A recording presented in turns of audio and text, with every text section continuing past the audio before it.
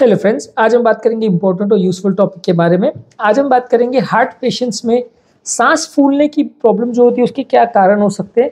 Obviously किसी भी तरह की बीमारी में जब तक हम प्रॉपर कारण को नहीं समझ सकते तब तक हम प्रॉपर मैनेजमेंट नहीं कर सकते। हम हर बीमारी के कारणों को समझेंगे तभी हमें उन्हें ट्रीट करने में मदद मिलेगी।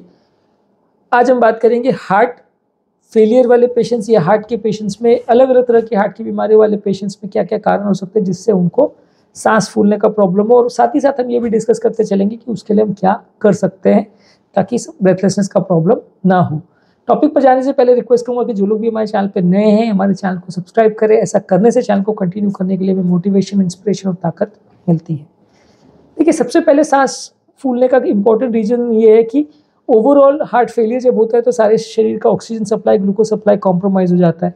अब इसमें क्या होता है कि जब पूरे शरीर का नॉर्मली हम कोई काम करते हैं या कोई मेहनत का काम करते हैं तो सारे सेल्स को ऑक्सीजन सप्लाई ज़्यादा लगता है। जितना ज़्यादा मेहनत करेंगे उतना ज़्यादा ऑक्सीजन लगेगा। अब ये ऑक्सीजन करने को सप्लाई करने के लिए नॉर्मली हार्ट को मैसेज जाता है, लंग्स को मैसेज जाता है कि आप ज़्यादा ऑक्सीजन सर्कुलेशन जल्दी बढ़ाएं और हार्ट की गति को भी जल्दी बढ़ाएं ताकि सारा ब्लड पूरे शरीर में पहुंच सके, या हार्ट अपनी पंपिंग कैपेसिटी को बढ़ाए। अब पंपिंग कैपेसिटी तो बढ़ना थोड़ा सा मुश्किल है क्योंकि ऑलरेडी अगर हार्ट अपना 50-60% काम कर रहा है तो उसको 100% तो नहीं ले जा सकते, क्योंकि बहुत ज़्यादा हार्ट को कंप्रेस में नहीं कर सकते तो हार्ट के अंदर के स्ट्रक्चर्स दब जाते हैं। तो हार्ट जितना इजेक्शन फ्रैक्शन बढ़ा सकता है वो लिमिटेड है, 5-10-15% ही इंप्रूव कर सकता है, बहुत नहीं कर सकता। तो हृदय गति को बढ़ाया जाता है। हार्ट फेलियर में हार्ट की पंपिंग कैपेसिटी कॉम्प्रोमाइज़ हो जाती है, हार्ट की गति बढ़ने की क्षमता भी कई बार कॉम्प्रोमाइज़ हो जाती है। तो इस वजह से जब भी हम कोई मेहनत का काम करते हैं तो लंग्स पर भी बहुत ज़्यादा दबाव रहता है और हार्ट पर भी बहुत ज़्यादा दबाव रहता है कि सारे सेल्स को जल्दी जल्दी काम करके ऑक्सीजन सप्लाई करे, ग्लूकोज सप्लाई करे। इस वजह से आदमी को बार बार सांस लेना पड़ता है। तो इस वजह से लोगों को कमजोरी भी बहुत लगती है और इस वजह से लोगों की सांस भी बहुत ज़्यादा फूलती है। जितना ज़्यादा सीवियर हार्ट फेलियर होगा उतना ज़्यादा सीवियर सांस फूलेगी। अगर हार्ट फेलियर आपका 60% से 50% है तो थोड़ी सांस फूलेगी या कुछ ना हो पता नहीं चलेगा। 50 से 40 होगा तो थोड़ा और ज़्यादा, 40 से 30 होगा तो और ज़्यादा। तो जितनी सीवियरिटी बढ़ती जाएगी उतनी आपको सांस फूलने का प्रॉब्लम बढ़ता जाएगा। इसके अलावा हार्ट फेलियर वाले पेशेंट में क्या, लंग्स में कई बार पानी भर जाता है क्योंकि हार्ट जब ब्लड को आगे पुश नहीं कर पाता, लेफ्ट साइड का हार्ट, तो लंग्स में बैक कलेक्शन होने लग जाता है ब्लड का। ये वैसे ही है कि जैसे आप नाली को एक जगह से अगर ब्लॉक कर दो तो उसके पीछे पूरा पानी भरना चालू हो जाएगा, स्टैग्नेशन हो जाएगा। तो अगर हार्ट एक जगह से ब्लॉक है और उसमें ब्लड आगे नहीं फेंक पा रहा, उतनी ताकत नहीं है और ब्लड आते जा रहा है हार्ट में, तो एक तरह से वो पीछे भरना चालू हो जाता है। और लेफ्ट साइड का हार्ट जब प्रेशर जनरेट नहीं कर पाता है तो वो पानी लंग्स में या फेफड़ों में भर जाता है, क्योंकि लेफ्ट साइड का हार्ट में ब्लड आता लंग्स से है। उसी तरह से अगर राइट साइड का हार्ट फेलियर हो जाता है तो पानी लिवर और पेट में भर जाता है, क्योंकि लेफ्ट साइड के हार्ट में पानी या ब्लड लंग्स से आता है, राइट साइड के हार्ट में ब्लड लिवर या बॉडी के बाकी पार्ट से आता है। तो जिस साइड का हार्ट फेलियर है उस साइड के एरिया में पानी भर जाएगा। तो लंग्स में अगर पानी भर जाएगा तो आपको सांस ज़्यादा फूलेगी। पानी निकालने वाली दवाइयाँ या यूरिन बढ़ाने वाली दवाइयों से आप इसको कम कर सकते हैं पानी को, तो लंग्स में ऑक्सीजनेशन कॉम्प्रोमाइज़ नहीं होगा। पानी अगर लंग्स में भर जाएगा तो ये सेल्स के बीच में जो ग्लूकोज ऑक्सीजन का एक्सचेंज होना है, लंग्स में ऑक्सीजन का जो एक्सचेंज होना है वो प्रॉपर नहीं हो पाएगा। तो उसके लिए आपको ब्लड का शुद्धिकरण नहीं हो पाएगा, आपको सांस ज़्यादा फूलेगी, बार बार सांस लेना पड़ेगा ताकि जो एरिया में पानी नहीं भरा है सिर्फ उतने एरिया में ऑक्सीजन का एक्सचेंज हो पाएगा। तो पानी अगर आप लंग्स से निकाल दोगे पेशाब बढ़ाने वाली दवाइयों के माध्यम से तो जल्दी रिलीफ होगा। पानी क्योंकि एक पर्टिकुलर जगह पे नहीं होता, इसलिए आप सिर्फ नीडल डाल के पानी को नहीं निकाल सकते, पूरे लंग्स की हर कोशिका में पानी भरा होता है। तो इसलिए आपको उसको पेशाब बढ़ाने वाली दवा के द्वारा बॉडी का ओवरऑल पानी को कम करते तो वो लंग्स में भरा हुआ पानी निकल जाता है। इसके अलावा हार्ट के पेशेंट्स को कई बार धड़कन की अनियमितता होती है, यानी कि धड़कन या तो जितनी रिक्वायरमेंट उससे बहुत ज़्यादा होती है या बहुत कम होती है। दोनों ही सर्कमस्टेंस में आपको सांस फूलेगी। अगर आपकी हृदय गति की रिक्वायरमेंट 100 है या 80 है और गति चल रही है 200, तो हार्ट जितना काम कर सकता है, जितना अच्छे से काम कर सकता है उतना नहीं कर पाएगा और हार्ट थक जाएगा, क्योंकि जितना टाइम उसको भरने के लिए चाहिए, जितना टाइम ब्लड निकालने के चाहिए उतना टाइम ही नहीं मिल रहा है उसको। फटाफट वो खाली बीट कर रहा है तो थोड़ा सा ही ब्लड को पुश कर पाएगा। इसके अलावा अगर वो बहुत कम भी चल रहा है तो भी प्रॉब्लम है कि मान लीजिए गति की रिक्वायरमेंट 100 है और हार्ट चल रहा है 20 की स्पीड पे, तो काम नहीं हो पाएगा क्योंकि जितना ब्लड उसको सप्लाई करना है वो नहीं कर पाएगा। तो इन दोनों ही सर्कमस्टेंस में लंग्स में पानी भरेगा और सांस फूलेगी। हार्ट अटैक वाले पेशेंट में भी ऐसा होता है, जब हार्ट अटैक होता है तो हार्ट थोड़ा स्टिफ हो जाता है तो लंग्स में पानी भरता है, इस वजह से लोगों को सांस फूलती है। हार्ट अटैक अपने आप में भी अगर आता है तो भी उस टाइम पे भी लोगों को सीवियर सांस फूलने का प्रॉब्लम होता है, वो भी इसलिए है क्योंकि लंग्स में पानी भर जाता है। वैल की बीमारियों भी हार्ट फेलियर में साथ में होती है। वैल की बीमारी आपका बेसिकली मतलब ये है कि वैल्व एक नॉर्मली पंखुड़ी जैसा स्ट्रक्चर होता है जो हार्ट के चेम्बर्स को सेपरेट करता है। जब हार्ट फेलियर हो जाता है तो हार्ट डायलेट हो जाता है तो वैल्व्स में लीकेज बढ़ जाता है। तो ये लीकेज बढ़ता है तो ब्लड आगे जाने के बदले पीछे जाने लगता है, तो इसकी वजह से लंग्स में भी पानी भरने लगता है। इसके अलावा अगर सारी कोशिकाओं में अगर ब्लॉकेजेस वगैरह हैं, सारी टिश्यूज वगैरह में भी अगर नलियों जो सप्लाई करे उसमें भी अगर कोलेस्ट्रॉल जमा हुआ है, ब्लॉकेजेस वगैरह हैं, तो उसमें भी एरिया को ब्लड सप्लाई नहीं मिल पाएगा, तो उसमें भी आपको अलग अलग तरह का सुस्ती होना, कमजोरी होना, सांस फूलना, इस तरह की प्रॉब्लम्स आएंगी। पल्मोनरी हाइपरटेंशन होता है जो कि हार्ट पेशेंट्स में जब राइट साइड का प्रेशर बहुत ज़्यादा बढ़ जाता है तो पल्मोनरी आर्टरी यानी जो हार्ट से राइट साइड के हार्ट से जो लंग्स में नली कनेक्ट करती है, ब्लड लेके जाती है, उसका प्रेशर बढ़ जाता है। इसकी वजह से भी लोगों को सांस फूलने लगती है, इसकी वजह से भी ऑक्सीजन प्रॉपर नहीं हो पाता है और लंग्स में प्रॉपरली ब्लड जा नहीं पाता है। राइट साइड के हार्ट को और ज़्यादा मेहनत करनी पड़ती है ब्लड को पुश करने में। तो ये पल्मोनरी हाइपरटेंशन भी अगर सीवियर हो तो भी लोगों को सांस फूलने का प्रॉब्लम हो सकता है। इसके अलावा कई हार्ट फेलियर के पेशेंट को स्लीप एपनिया हो जाता है। नॉर्मली तो स्लीप एपनिया ज़्यादा मोटे लोगों को होता है क्योंकि सांस की नली फैट की वजह से दब जाती है, जिससे लोगों को सांस फूलती है। पर देखा गया है कि हार्ट फेलियर के पेशेंट में भी स्लीप एपनिया ज़्यादा होता है। स्लीप एपनिया ज़्यादा होने की वजह से जब आप रात को सोते हो तो पानी ज़्यादा भर जाता है, तो इसलिए लोगों को सांस फूलती है।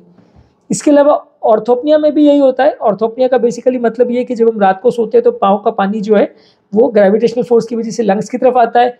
वीक हार्ट होने की वजह से हार्ट उसको पुश नहीं कर पाता, तो इसलिए वो एक्स्ट्रा पानी लंग्स में भर जाता है। तो जैसे आप सोते हो आपको सांस फूल जाती है, जब आप उठ के बैठते हो तो आपको अच्छा लगता है। उसी तरह से अगर बहुत ज़्यादा अगर पानी एक बार में भर जाए और हार्ट पूरी तरह फेल हो जाए तो पैरोक्सिमल नॉक्टर्नल डिस्निया होता है, जिसमें सोने के 2-3 घंटे के बाद सडनली इतनी ज़्यादा सांस फूलती है कि आदमी लेट ही नहीं पाता और उसको काफ़ी देर तक उठ के बैठना पड़ता है, तब जाकर उसको सांस आ पाती है। तो ये भी काफ़ी कॉमन है हार्ट फेलियर में। इसके अलावा हार्ट फेलियर में ब्लड बनने की क्षमता भी कम हो जाती है, ऑक्सीजनेशन की क्षमता कम हो जाती है। बोन मैरो जो जितना हीमोग्लोबिन बना सकता है वो भी कम हो जाता है। तो खून की कमी होना भी हार्ट फेलियर में काफ़ी कॉमनली देखा गया है, जिसकी वजह से लोगों को सांस फूलती है। मेंटल स्ट्रेस भी काफ़ी लोग को होता है। मेंटल स्ट्रेस की वजह से भी लोग कई बार प्रॉपर अपना काम नहीं कर पाते, कुछ एक्टिविटी नहीं कर पाते, तो इससे भी लोगों को सांस फूलती है। लोग लंबे समय तक अगर हार्ट फेलियर अगर उनको होता है तो वो चलना फिरना बंद कर देते हैं, मसल्स की वजह से ताकत चली जाती है, मसल्स एक तरह से डीकंडीशन हो जाती है। तो उसके बाद जब भी आप काम करते हो तो आपका स्टैमिना बहुत कम हो जाता है, आपको सांस ज़्यादा फूलती है। तो जो लोग फिजिकल इनएक्टिविटी करते हैं उनको भी बहुत ज़्यादा सांस फूलती है। तो आपको रेगुलर बेसिस पे एक्सरसाइज करना है, भागते दौड़ते या कुछ काम करते रहेंगे तो आपको सांस का प्रॉब्लम कम होगा। अगर आप शरीर को डाल लेंगे और सीडेंट्री लाइफस्टाइल पे आ जाएंगे, बैठे बैठे ही अगर रहेंगे, तो सांस का प्रॉब्लम आपको ज़्यादा होगा। इसके अलावा हार्ट फेलियर की वजह से कई बार लोगों का खाना कॉम्प्रोमाइज़ हो जाता है, तो उसकी वजह से भी लोगों को वज़न बढ़ जाता है। अगर वज़न बहुत ज़्यादा वो खाने की वजह से वज़न बढ़ जाता है, तो वज़न ज़्यादा होने से भी श्वास के मसल्स को प्रेशर पड़ता है, तो सांस ज़्यादा बार लेनी पड़ती है। डायफ्राम पर भी फैट की वजह से मूवमेंट नहीं हो पाता, तो मसल्स की ताकत नहीं रह पाती है, तो इस वजह से भी लोगों को सांस फूलती है। इसके अलावा हार्ट के कई बार पेशेंट्स में लंग्स की भी बीमारी साथ में हो जाती है। हार्ट की वजह से क्या लंग्स में पानी बढ़ता है तो लंग्स की सेल्स की इम्यूनिटी भी कम हो जाती है। सेल्स में जो कचरा निकालने के लिए म्यूकस को हटाने का जो प्रोसेस है वो भी कॉम्प्रोमाइज़ हो जाता है। तो बार बार लंग्स में इन्फेक्शन होते हैं। बार बार अगर लंग्स में इन्फेक्शन होते हैं तो भी लोगों को सांस फूलने का प्रॉब्लम ज़्यादा होता है। लंग्स की बीमारियाँ भी साथ में कई बार कोएग्जिस्ट करती हैं। इसके अलावा कुछ मेडिसिन है जैसे कि बीटा ब्लॉकर्स है, उससे लोगों का एस्थमा प्रेसिपिटेट हो सकता है, तो उसकी वजह से भी लोगों की श्वास की नलियाँ सिकुड़ जाती है, तो सांस फूलने का प्रॉब्लम ज़्यादा हो सकता है। इसके अलावा हार्ट फेलियर के पेशेंट्स की जैसे जैसे एज बढ़ती जाएगी वैसे वैसे भी उनको ब्रेथलेसनेस ज़्यादा होगा। एज के साथ उनकी फिजियोलॉजिकल एज और उनका ओवरऑल स्टैमिना भी धीरे धीरे करके गिरता जाएगा। तो जैसे जैसे उनकी एज बढ़ते जाएगी उनका स्टैमिना कम होता जाएगा, सांस ज़्यादा फूलेगी। ये देखा गया है कि फीमेल पेशेंट्स में कंपेरेटिवली उनको ब्रेथलेसनेस ज़्यादा होता है। तो same amount of heart failure में अगर फीमेल पेशेंट है तो उनका मसल मास कम रहता है, रेस्पिरेटरी मसल्स की ताकत कम रहती है, तो उनको सांस कंपेरेटिवली ज़्यादा फूलती है as compare to male patients. कुछ लोग की फैमिली हिस्ट्री भी इसमें कॉन्ट्रीब्यूटरी है कि अगर जिन लोगों को हार्ट डिजीज़ या लंग डिजीज़ का साथ में अगर फैमिली हिस्ट्री है तो वैसे लोग को ज़्यादा प्रॉब्लम होती है, कुछ लोग को कम होती है। तो थोड़ा बहुत इसमें फैमिली हिस्ट्री का भी रोल है, थोड़ा बहुत इसमें लाइफस्टाइल का भी रोल है। जो लोग स्मोकिंग करेंगे, फैट्स अगर ज़्यादा लेंगे, ज़्यादा सोडियम लेंगे, ज़्यादा सैचुरेटेड फैट्स लेंगे और लाइफस्टाइल का बिल्कुल ध्यान नहीं रखेंगे, कोई भी एक्सरसाइज नहीं करेंगे, बहुत सारे व्यसन करेंगे, तो इस तरह के लोगों में भी कई बार सांस फूलने का प्रॉब्लम ज़्यादा हो सकता है। तो आपको अपनी लाइफस्टाइल को इम्प्रूव करना है अगर आपको ब्रेथलेसनेस की या सांस फूलने की प्रॉब्लम से बचना है। तो आज के टॉपिक में हमने बात करी कि कौन कौन से कारण है जिसकी वजह से हार्ट के पेशेंट को सांस फूलने का प्रॉब्लम होता है। ब्रेथलेसनेस को इम्प्रूव करने के लिए हार्ट पेशेंट्स में क्या क्या टिप्स होते हैं उसके बारे में अलग वीडियो हमने किया, जो कि आप अपने चैनल पर देख सकते हैं। यदि इस टॉपिक को संबंधित आपकी कोई कमेंट्स, क्वेरी, सजेशन है, कोई और टॉपिक्स पर आप चाहते हैं वीडियोस बनाए, कोई पेशेंट रिलेटेड क्वेरीज है, तो नीचे कमेंट सेक्शन में उनके बारे में बताइए, हम उन्हें कवर करने का प्रयास करेंगे।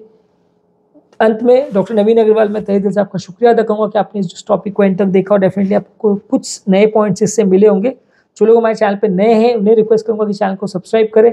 ऐसा करने से चैनल को कंटिन्यू करने के लिए हमें मोटिवेशन और इंस्पिरेशन मिलती है। जब भी हम कोई नया कंटेंट अपलोड करते हैं उसका नोटिफिकेशन आपको तुरंत मिल जाता है। जो लोग हमारे चैनल पे बहुत डिटेल वीडियो नहीं देखना चाहते हैं उनके लिए रेगुलर बेस पे हम यूट्यूब शॉर्ट्स और फेसबुक, इंस्टाग्राम पे रील्स अपलोड कर रहे हैं, जिसमें 1 मिनट में सारे टॉपिक का हम आपको ब्रीफ समरी बता देते हैं। तो इसको आप देख सकते हैं, इसको हेल्थ टिप्स की तरह अपने फ्रेंड्स, फैमिली और सोशल मीडिया ग्रुप्स में आप शेयर कर सकते हैं। जो लोग हमारे चैनल पर बहुत ज़्यादा कंटेंट ढूंढने में जिन्हें दिक्कत होती है तो उनके लिए सारे टॉपिक्स को हमने प्लेलिस्ट में डिवाइड किया है। अलग अलग तरह के टॉपिक वाइज हमने प्लेलिस्ट बनाए हैं। BP, sugar, cholesterol, heart attack, angioplasty, अलग अलग प्लेलिस्ट है। उस स्पेसिफिक प्लेलिस्ट पर आप जाएंगे तो आपको उससे रिलेटेड सारे वीडियोस जो हमारे चैनल पे अवेलेबल है वो मिल जाएंगे। ज़्यादा ढूंढने की मेहनत नहीं करनी पड़ेगी, ज़्यादा टाइम वेस्ट नहीं होगा।